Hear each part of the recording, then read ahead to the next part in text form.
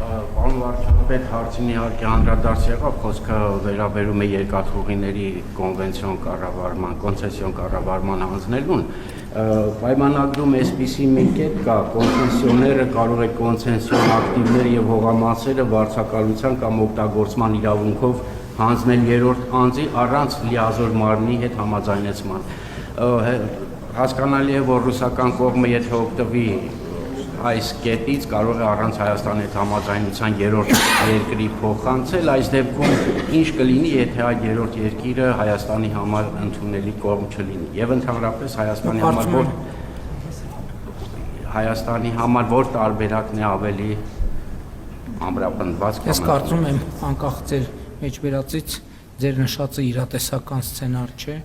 նման սցենար չի կարող լինել, որովհետեւ այո, այդ դեպքում